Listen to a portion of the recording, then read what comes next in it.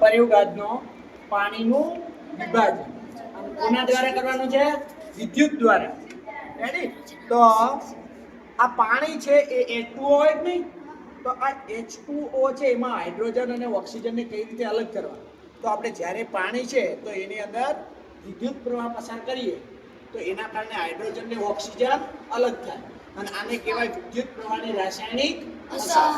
બરાબર? હવે આપણે જ્યારે સ્વિચ પાણી છે તો જો તમે બંને ઉપર પરપોટા દેખાય છે પણ થોડા ધીરે ધીરે દેખાય છે કારણ કે પાણી છે એ વિદ્યુતનું થોડું ઓછું વાહક હોય તો એને વધુ વાહક બનાવવા માટે આપણે શું કરશું? એને થોડુંક એસિડ નાખીએ. બરાબર? એસિડના ટીપા વાળશું ને એટલે કે એમાં વધારે વહન થશે કરંટ.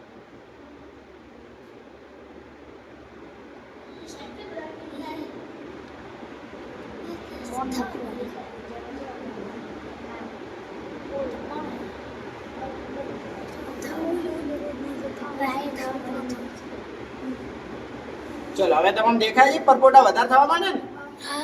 હવે એમાં જો એક ઉપર વધારે પરપોટા દેખાય છે, એક કાર્બનના સળિયા ઉપર ઓછા. જે વધારે સળિયો છે એ કયા છે? હાઇડ્રોજન.